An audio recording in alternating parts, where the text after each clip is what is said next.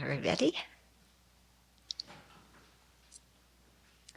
So, we're still going on in An Open-Hearted Life, written by, co-authored by Russell Kolts. He's a professor at Eastern Washington, and me. And so we're on chapter 59 already, but if you haven't heard the first 58, each chapter you can kind of understand on its own, so don't worry about it. So the book is mostly about compassion.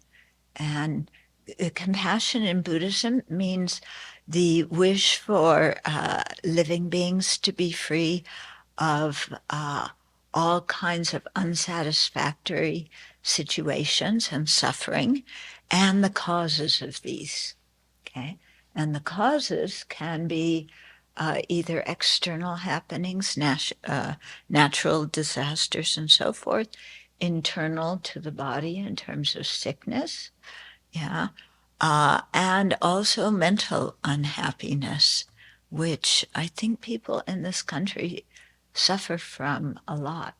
In fact, when I've asked, well, let's ask right now, how many of you have had more mental suffering than physical suffering in your lives? Yeah, and how many more physical suffering? It's amazing, isn't it? Yeah. So compassion is the wish for all of these different kinds of adverse feelings to be dissipated and the causes of them also. So chapter 29 is called Compassion Gone Awry. And so this is when you think that you're acting with compassion and you have in your mind the intention to be compassionate, but your actions are turn out to miss the mark. Okay. So before we go into the actual talk, let's just spend a minute or two observing our breath, let the mind settle down, and then we'll cultivate our motivation. And then we'll talk about compassion gone awry, and then hopefully understand something about compassion not gone awry.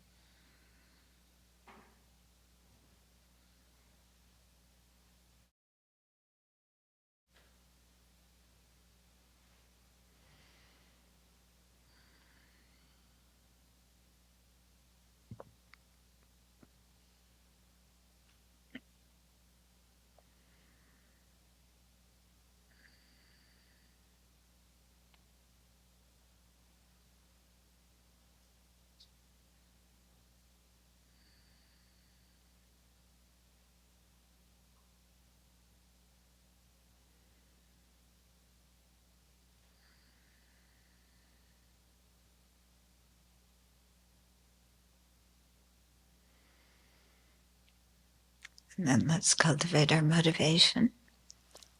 And since we're going to look at a chapter about compassion, let's cultivate a compassionate attitude to start with,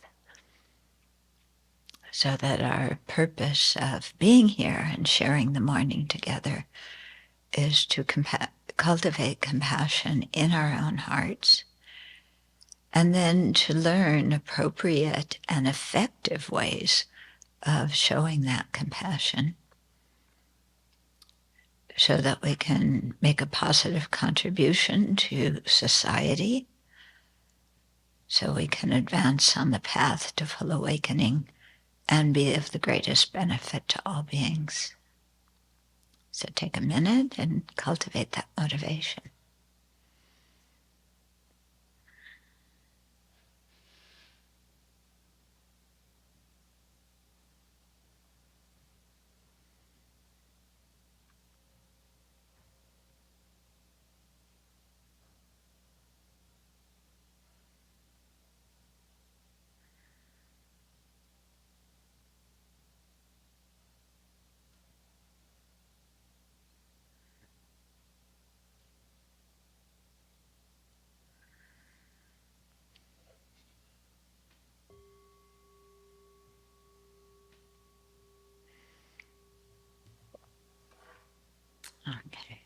So I'll read from the chapter and intersperse it with some comments.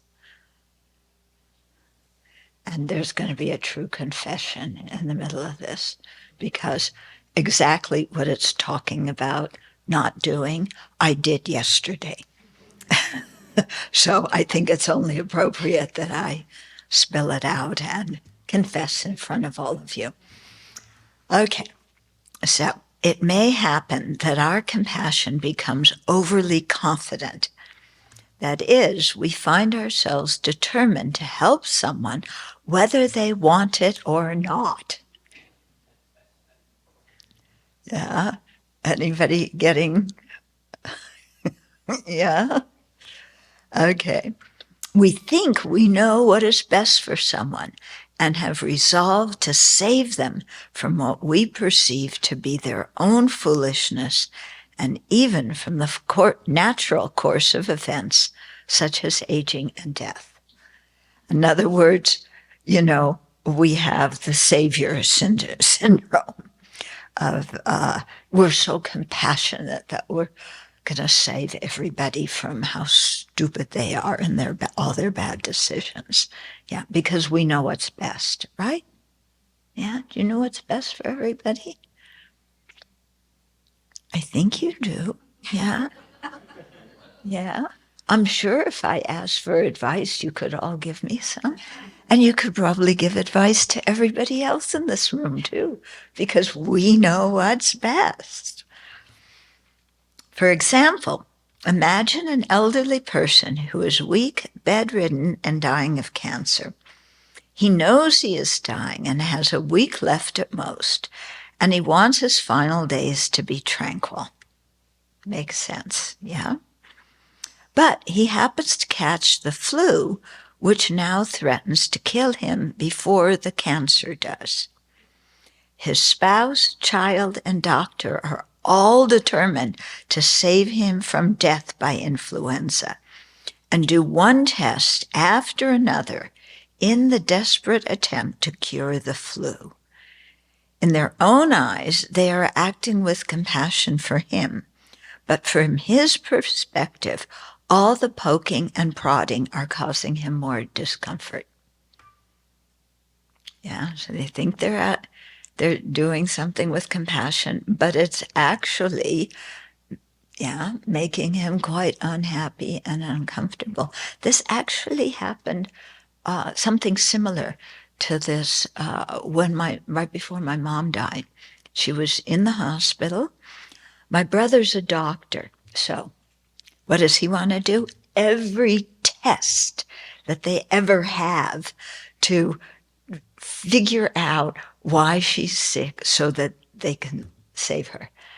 And what my sister-in-law told me, my mom's last words were, please stop, please leave me alone. Yeah, which I thought was like so sad. But,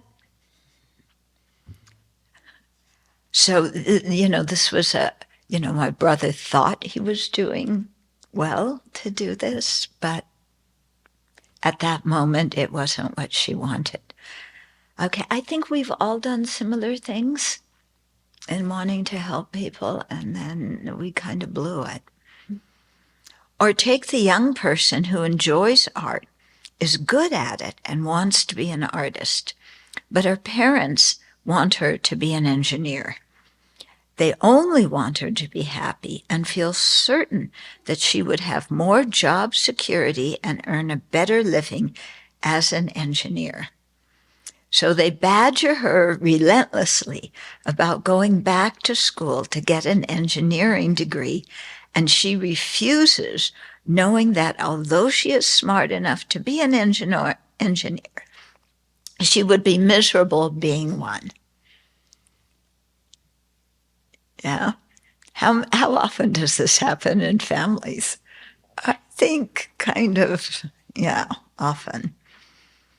Perhaps she will eventually succumb and follow her parents' preferences, or perhaps she will refuse. But either way, the parents' pushing has introduced a barrier in their relationship, and she distances herself from them. Yeah, so they meant well, and whether she follows their advice or not, the advice coming at an inappropriate time creates a block. Yeah. The parents feel hurt and can't figure out what happened since they were only trying to help her. This also happened in my family.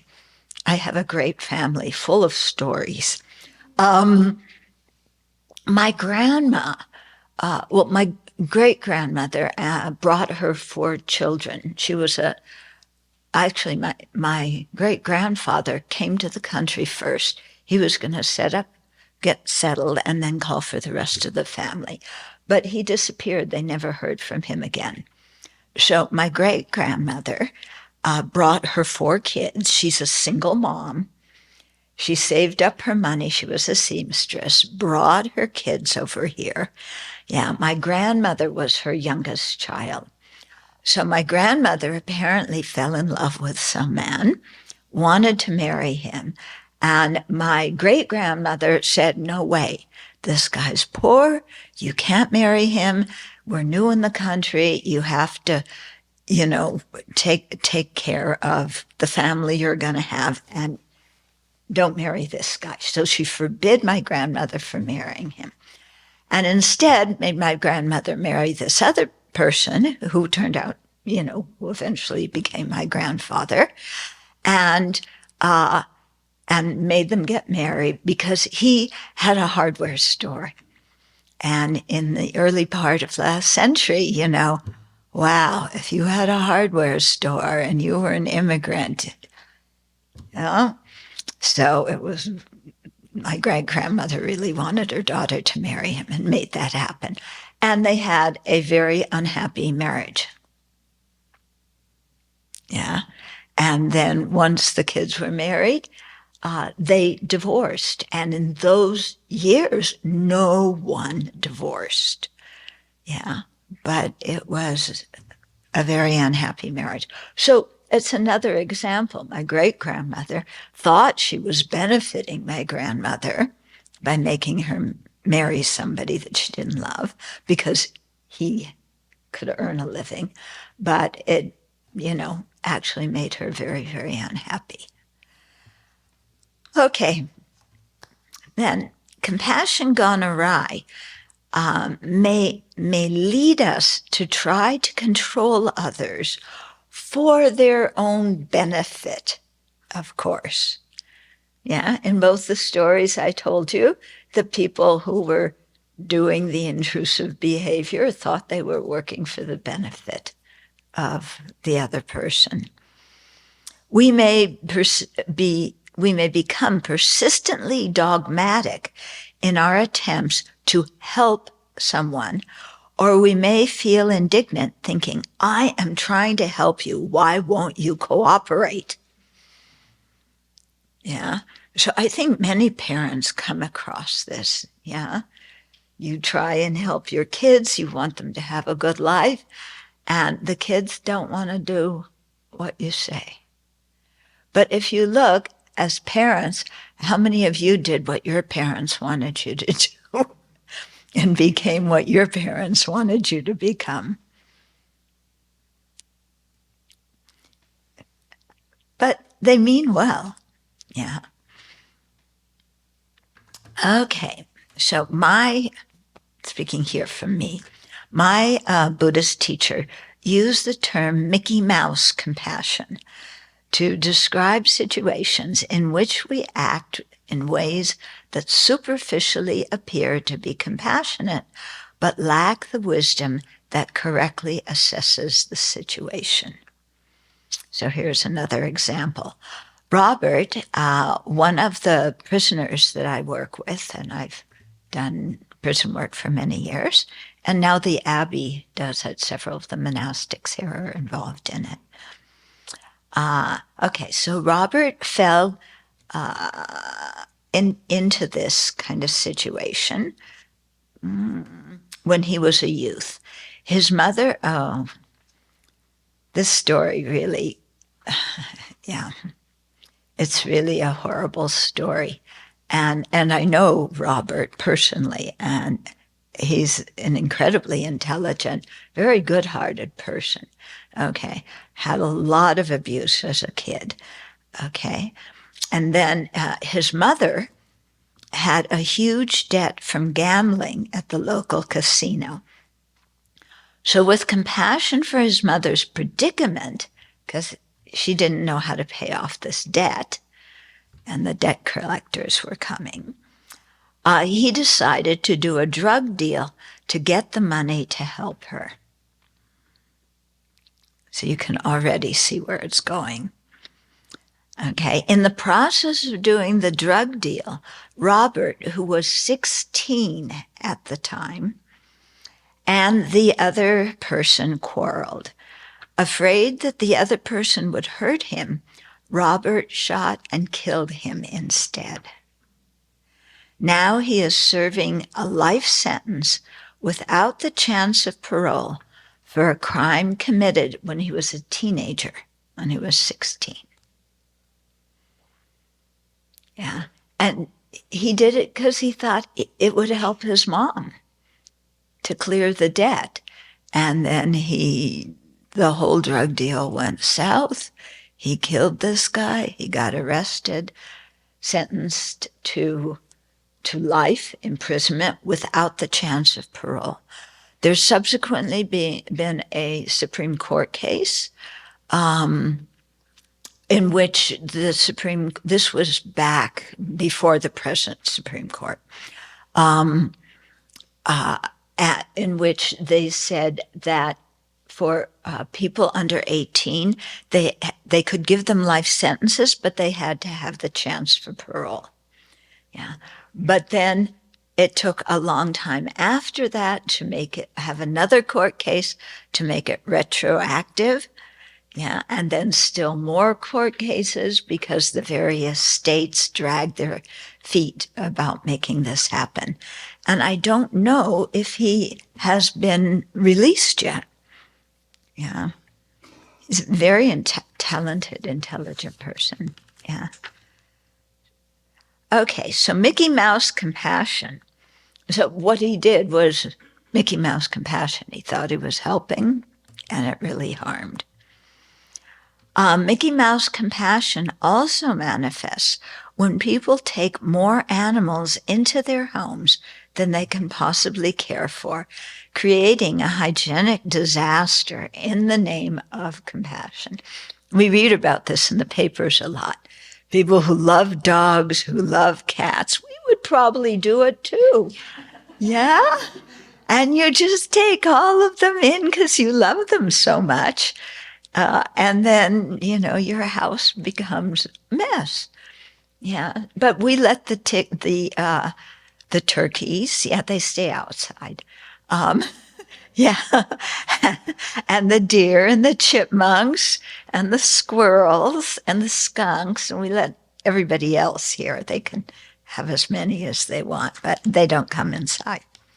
But we read about this, with other people. Okay, yet the animal hoarder, in quotes, doesn't see any of this. I'm sorry, I missed a sentence. Wanting to save all animals, that person is unable to care for any of them well, and many of them die. Yet the animal hoarder doesn't see any of this and considers what he is doing to be an act of compassion. Yeah. It's hard to know in different situations when to actually extend help and when it's better to say no. Yeah. And here is another story. Many of you have heard it before, but it's a good one. It illustrates the point. One man came to teachings for a while, and he was telling me when he was a kid, as a teenager, he would get in trouble a lot and get arrested and then wind up in juvenile court. And then his mother, who loves him up, down, and across, would go to juvenile court and plead with the judge and pay whatever kind of fine there was, and then take him home. And he would be at home, and then he would do his inappropriate behavior again, get busted, and she would rescue him again. So this happened several times.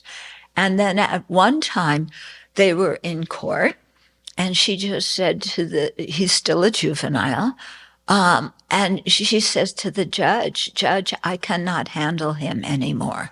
You keep him. And so he was locked up, in juvenile authority. And he told me that this was one of the best things that could happen to him, because he had to sit there and ask himself, how did I get myself in this situation? Why did my mom not come and rescue me this time? Because he had just been taking his mom for granted and everything that she was doing for him for granted. And now he had to say, I'm responsible. And if I'm going to change this situation, I'm the one who has to change. Yeah. So you have what's called tough love.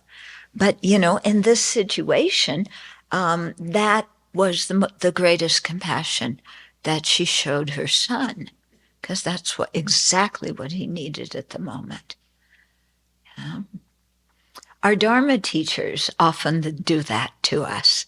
Yeah, they're usually so compassionate, and every once in a while they tell us exactly what we don't want to hear. Yeah, and we go, what's wrong with my teacher? Because clearly something's wrong with them, because they're asking me to do something that I don't want to do. Yeah, but that's not actually what's going on. Yeah. They often need to put us in those situations so that we can develop inside. Yeah. Okay. In some situations, we put a lot of energy into helping others, but are not aware of what is really motivating us. So this is key. We may think that we are being kind and helpful, but our actions may actually be attempts to feel better about ourselves. Yeah, I think in the case of my brother ordering all these tests when my mom was dying, he wanted to do everything he could to save her. He didn't want to feel like he was abandoning her, because she had always relied on him for medical advice. I was supposed to be a doctor, but I was the kid who wanted to be an artist and parents wanted them to be an engineer. I did not turn out the way my parents wanted. Poor parents. Okay. So some people tend to be very sensitive to the feelings of those around them and may easily empathize with them. Okay? So we meet people who, automatically tune into what other people are feeling, or even what animals are feeling. And, it really hurt when they see somebody suffering. Okay. And so with compassion, they diligently work 2 jobs and care for aging parents. Okay. So they really want to help, but, who can work 2 jobs and also care for their aging parents? Actually, we have a friend who's in Malaysia who's doing that. Yeah, he wants to come here and ordain, but he's actually working 3 jobs and caring for his parents. Okay, but inside, the people who are doing all this compassionate work that looks compassionate, they have strong feelings of self-loathing and think that they have no right to live, let alone be happy. So the help they give others is an attempt to feel worthwhile or to earn the love they seek. Okay, I don't think this is necessarily our friend's motivation, but I don't know, maybe it is. But, this is something that often comes as somebody like goes overboard in trying to help. They often run themselves ragged and then criticize themselves for not doing more. Here we see that being aware of our own feelings and needs is essential for compassionate action. Yeah. So for the act to be really compassionate, if we're seeking to relieve our own guilt, if we're seeking to control our own anxiety because we want everything to be in nice little neat boxes and predictable so that we know what will happen. If our motivation is trying to control somebody because we think we know best what's best for them in their life, then somehow our motivations are all screwed up, and the actions we do often turn out not to bring the kind of result that we really want or that's really beneficial. Okay, so although people in these examples mean well and may even be praised for their kindness because they're so giving, we're not telling them not to give. Okay, we're not saying that these people shouldn't help other people if they have a messed up motivation.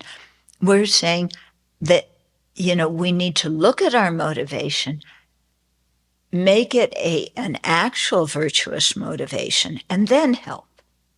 Okay. Although I'm not advocating that people work 2 or 3 jobs and care for aging parents. That's a little bit too much. Okay.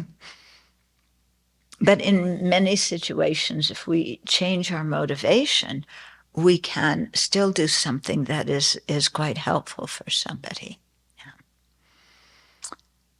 Okay. While fulfilling, so although people in these examples mean well and may even be praised for their kindness, their motivation is not completely pure compassion because they are trying to fulfill a need within themselves. While fulfilling our needs is not a bad thing when done with awareness, it can lead, when done without awareness, it can lead to difficulties. We need to understand our own needs and know our actual motivations. Then we can step back and assess if our behavior will bring the results we want, or if our actions are actually meeting others' needs, or if we are actually pushing people away because they feel like we're breathing down their back and trying to control them or push them into doing something that they're not ready to do or don't want to do. Okay. As a way to fulfill our needs, learning to extend kindness and compassion to ourselves will work better than seeking other people's approval or trying to control them. So what it's saying here is that really what's important always is to look at oneself. What are my motivations? What are my actions? Are they coming from a good motivation? Are they having a desired effect?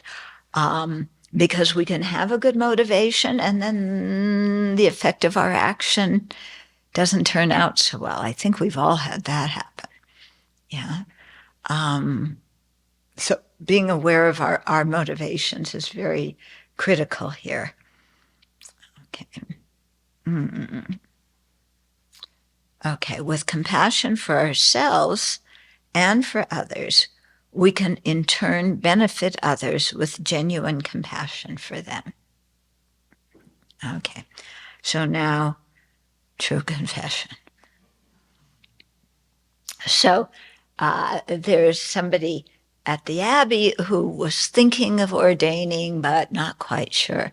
So yesterday, after the ordination, we were talking and I said, oh, where do you stand? Do you stand in the line of people who are going to ordain? And she gave me a look and went like, and excellent example. I meant well. That is not what she wanted to hear at that moment. Yeah, and it may have even pushed her away. So, these kinds of things I thought I was offering encouragement, but I don't think that's what it was or how it came across. Okay? So very easy for these kinds of things to happen, You mean well and you blow it.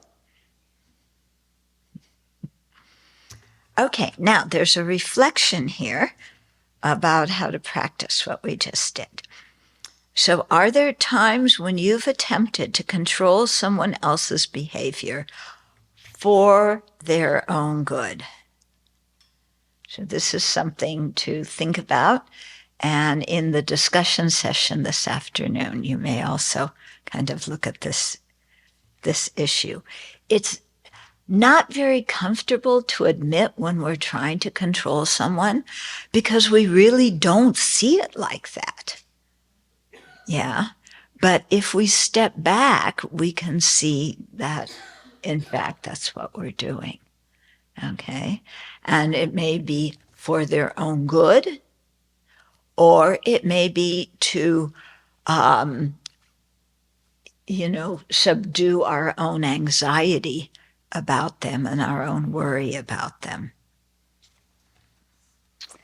Okay. Alternatively, there are times when your behavior looked compassionate, but underneath you were feeling resentful or resentment or condescension. Okay, so another question to ask ourselves. Yeah, are there times where our behavior looked good, very compassionate, but we were resentful of the other person? You should have known already how to behave and what to do with your life, but you don't, so I'm going to tell you. So you're resentful because they didn't listen to you before, so you have to really try and control them now. Or, we're resentful and we speak with condescension, looking down on someone, like, if you had only done ... yeah, I wouldn't have had to come and, loan you $4,000, whatever it is, okay? So you're looking down, if you had only gotten a job and only done or only done then, I'm so compassionate that I'm saving you now from the problem that you created for yourself. Yeah. So to check if we've ever been in situations like that. Yeah, thinking that we're rescuing people who, sometimes don't want to be rescued. Yeah. Or they want to be rescued, but not in the way that we're doing it. Or that need to grow up and learn how to rescue themselves without somebody stepping in. Okay. But there are situations where it is very appropriate to help somebody who needs it. Yeah. So we're not saying don't help. We're always saying look at the motivation. Yeah. If you discover experiences like these, step back and consider your motivation, as we did in the very first entry of the book. Okay, which was, what was that one on? Setting our motivation. Duh. Which in Buddhist practice is the key thing to always look at. Why am I doing what I'm doing? Yeah, and to really try to cultivate a good motivation instead of behaving impulsively or, not looking at our motivation at all. Before engaging in any behavior, try to let go of any resentment or any desire to control the other person or the situation. How many of you like to control other people and control situations? Yeah. How many of you are not being honest when I just asked? Yeah. Yeah, when we really look inside, we want everything nice and secure and predictable and according to the way we want it to be. We don't want it according to the way somebody else wants it to be. Okay. But even though we may often get it the way we want it to be, in the end, we're more unhappy. And then we're puzzled. Why am I unhappy? I got everything I wanted. Well, because the motivation was imbued with confusion. Okay. Instead, bring forth a kind motivation that cares about others' well-being. If that's difficult to do, try to imagine what it would be like if you already had such a motivation. Okay, in other words, if you did have a purely kind and compassionate motivation, how would that motivation affect your thoughts and behaviors towards the other person? Yeah. So if you can't generate a certain motivation yourself, it can be very helpful to pretend like you have that. Yeah. And by pretending, you begin to approximate that motivation, and then you can do more of the meditations to actually develop it. And then more questions here. Are there times in your life when you acted with Mickey Mouse compassion, thinking that you were helping someone while you were actually unaware of the complexity of the situation? What were the results of the help that you gave? And how can you slow down so that before acting, you will be more aware of the various factors at work in a situation? So these are all really important questions to ask ourselves. By the way, the term, Lama called it Mickey Mouse compassion. And it came from, must have been 1985, at Vajrayogini Institute. Lama Yeshe and Lama Zopa were coming.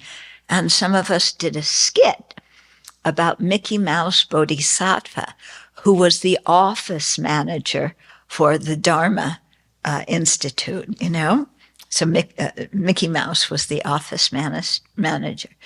And all these people were coming to, in the skit, were coming to the office, wanting to join the Dharma Center to move in. And Mickey Mouse said, sure. And they moved in. It was completely chaotic. And people came to Mickey Mouse, office manager, and said, can I have some money? And the office manager emptied out the coffers and gave it all. So this was all in a skit. Really, we had a very good office manager. But, but this was our skit of showing how compassion can go awry. Yeah. And, so that's how it got the term Mickey Mouse compassion. Mm. Okay, so please don't do that here. Actually, she's very good, and we've had people show up here and say, our first open house, I think it was 2004 when we had moved here, we had an open house, invited the neighboring community, And one man showed up here with his bag and said, "I've come to live here." And Venerable Semge said, "You have? Please tell the person who dropped you off to come pick you up at such and such a time." Okay. And then we had the guy who showed up in the middle of the night and pinched his tent out there. He also wanted to move in, but he graciously waited until the morning, and she went out to check on him. And then it wound up that he had bed bugs, and we had to turn him. We didn't just say go away. She took him to the urgent care. Yeah. So we've had many situations. And then there was somebody this last winter, who wrote and said, "I'm coming and I want to move in." We had no idea who they were. They too arrived, I think, in the middle of the night. It was snowing. It was icy. They parked down the hill by Taurus. And then in the morning, what did they do? She emailed you. Yeah, she kept calling, but we were up. Use the mic so everybody can hear.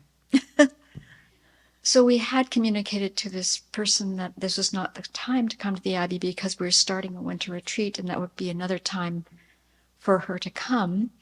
But then we were up early for a certain practice that we do early, and she had been calling at 3:30 a.m. saying, "I'm here, I'm just down the road and I'm stuck." So at about 5:15, Venerable Losong and who else came with? It doesn't matter. Yes.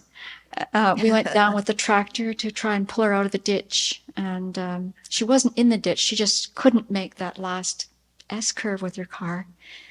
And her car was running. And so we went up and just said hello. And we let her know that, this is not the time to come. And I gave her some of my personal money and just said, we hope that you do well. Yeah. So, you have these kind of situations, where you have compassion for somebody, but you can't help them, and it's just simply not appropriate. Yeah. Okay. So, time for comments, questions. Some of you may have stories to tell. Short, not your whole life story.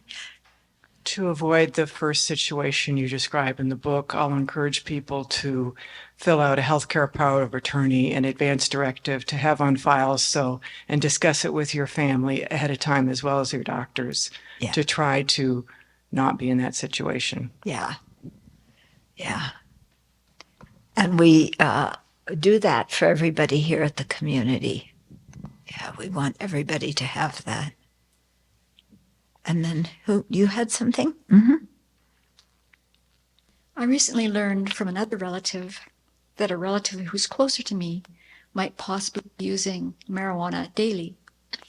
And so I feel like I should say something, but of course, out of concern, I want to correct this person's behavior, but because I care for them, and I haven't said anything yet. So I don't want to injure the relationship, but I also care for this person deeply. And it just seems like I should say something to him. But that person, has they told you directly that they're... No. So if you go to say, "Hey, I hear that you're smoking dope every day," what's the first thing they say? "Who told you?" And then, what do you say? "A little birdie." That little birdie again flying around told me. Yeah. Well, maybe you have to wait and see how things go. Yeah. And it depends on your relationship with that person. If they're older or younger, if they see you as somebody who, they have sought advice from before, or somebody who, is younger, who they don't want to hear from. You have to see what the relationship is. Yeah. And smoking marijuana every day is not the worst thing somebody can do. Yeah. So. Oh, some of you are going, I'm so glad she said that.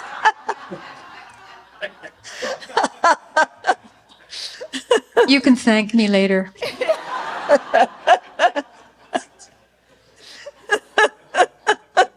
Yeah, actually, she'll come and she'll talk to whoever.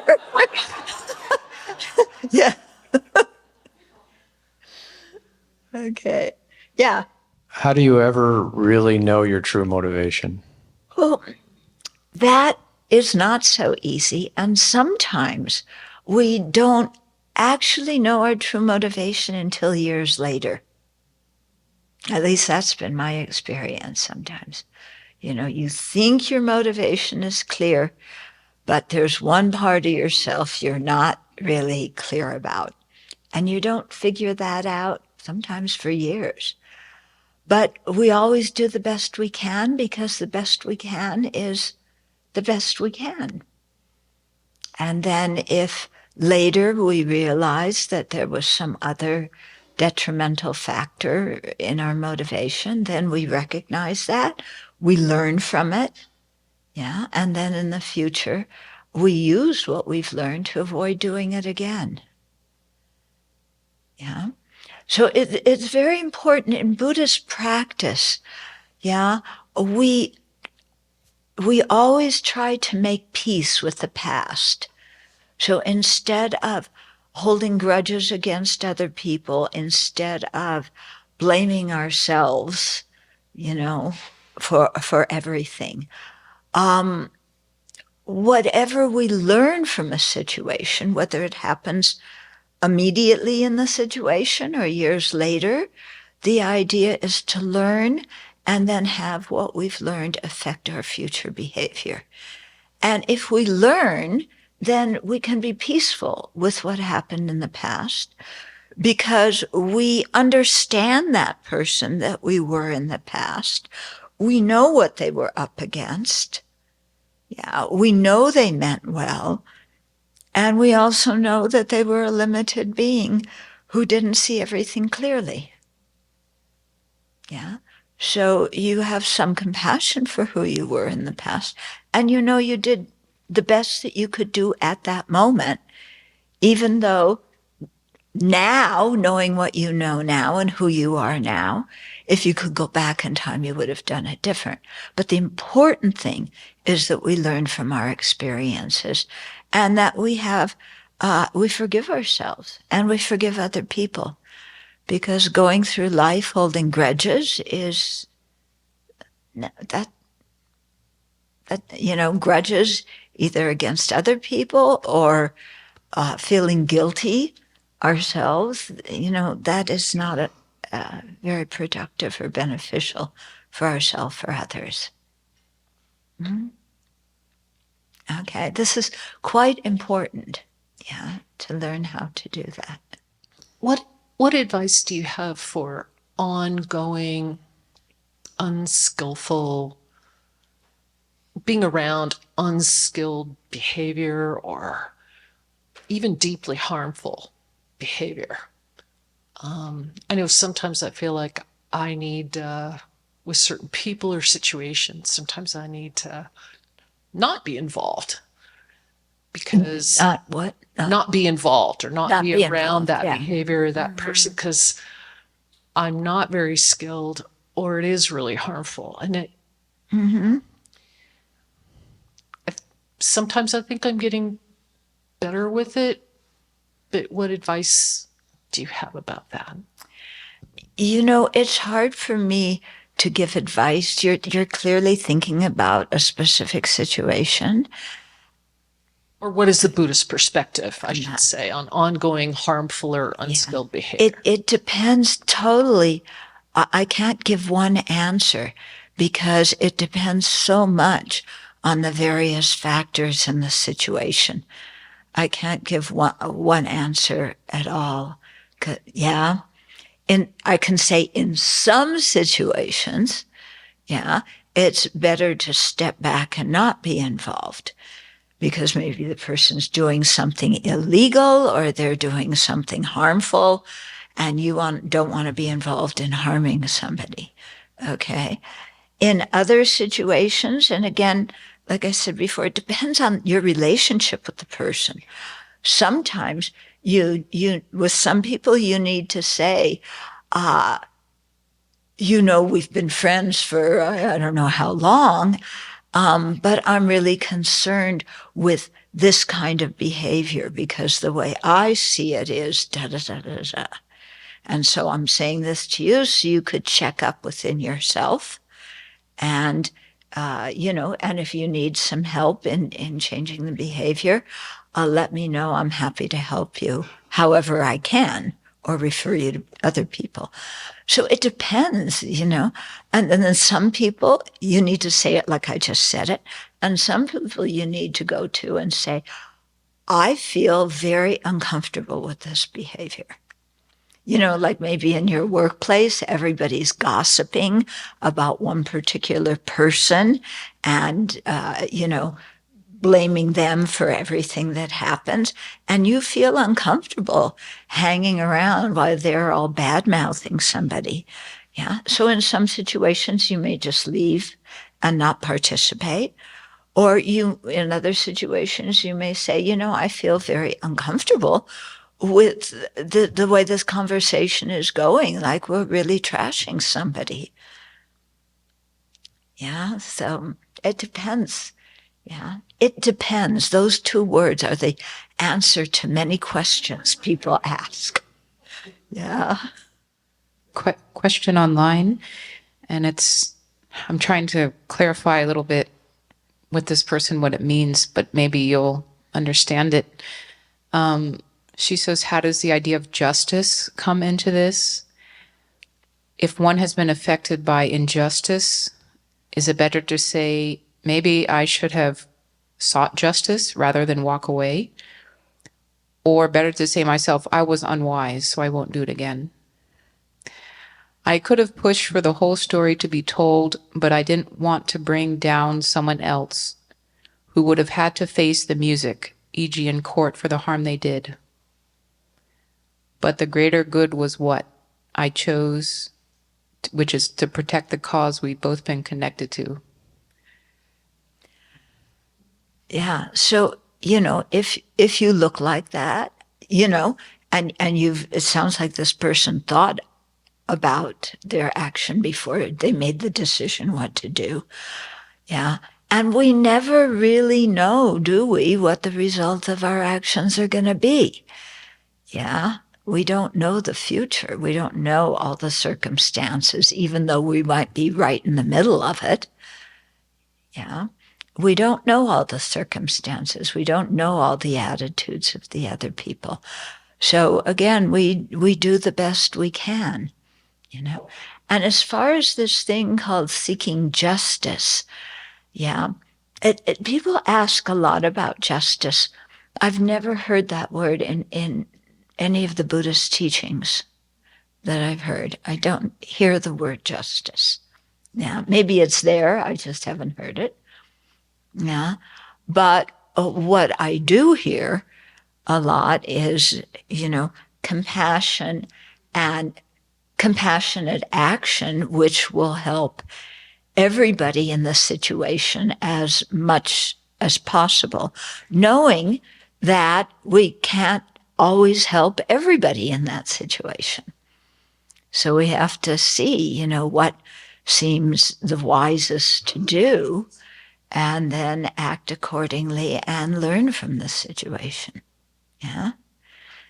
So some situations we have to go right in there and say bang, and other situations we have to, vacate ourselves, and other situations we have to do something other than those two extremes. Yeah. But in terms of the idea of justice, it seems to me to be a very a very biblical idea, that if you do wrong, then you get smitten or you go to hell or whatever it is. The eye for an eye, a tooth for a tooth, which, as Gandhi said, will make everybody blind and toothless. Yeah, and it's true. So Buddhism talks a lot about compassion and, in that sense, rehabilitation. And sometimes to get somebody to rehabilitate, they have to sink to the bottom. Yeah. So sometimes, having the court case is what makes them wake up to what they're doing. Sometimes having the court case, they wind up in prison, they don't learn. Sometimes you have the court case and the jury, that the person really isn't guilty, or it's not the best thing for them to go to prison, but they wind up being convicted and sentenced. So, we're limited sentient beings and we do the best we can. But what I can say is that when we have the attitude of anger and vengeance and want to punish somebody,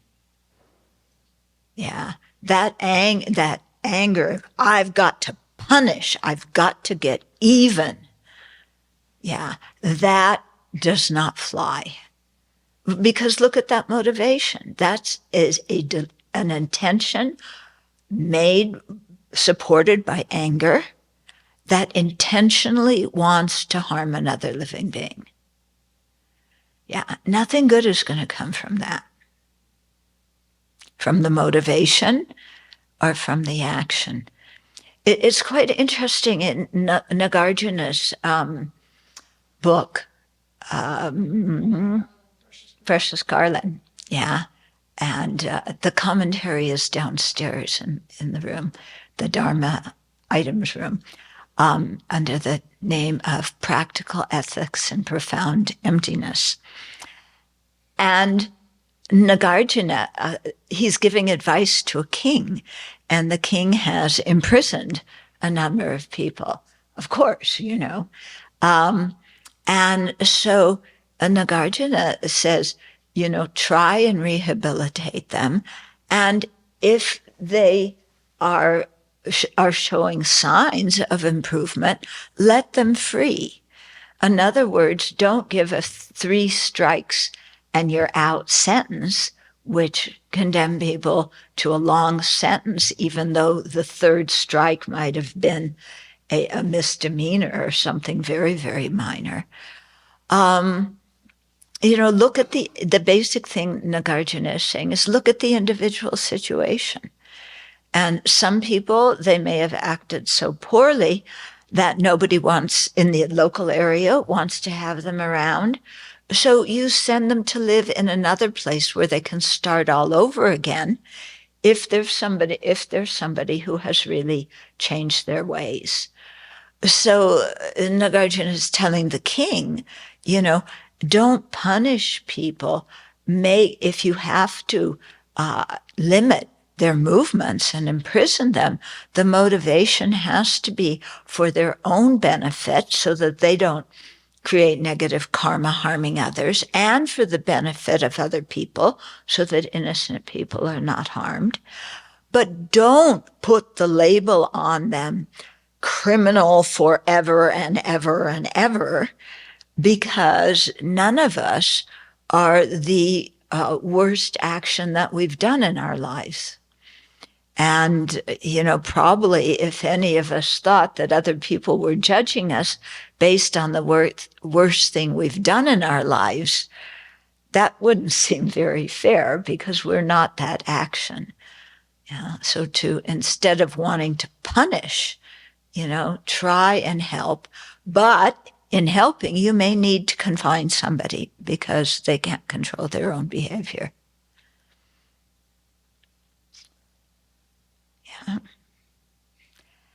So in addition to compassion, we also need wisdom, don't we? If we don't have wisdom, we wind up with Mickey Mouse compassion. Okay, so we'll come to a close now. Yeah, and dedicate the merit. But first, let's just sit still for a minute. Yeah, lower your eyes and think of what you heard in the talk that you want to think about some more and you will take home with you and really try to integrate in your life.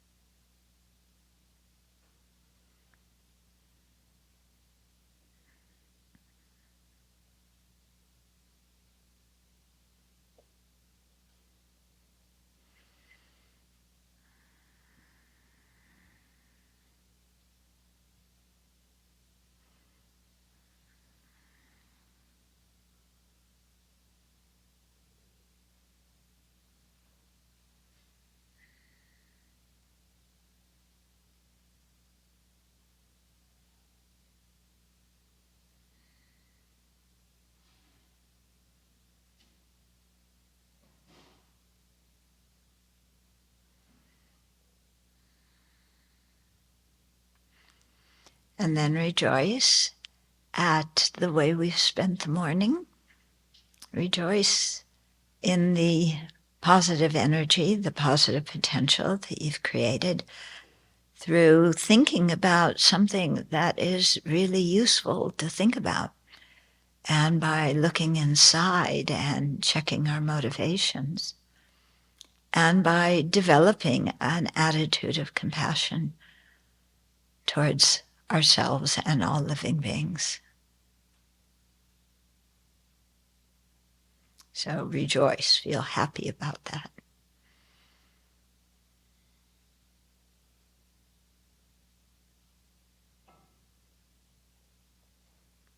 And then we'll dedicate.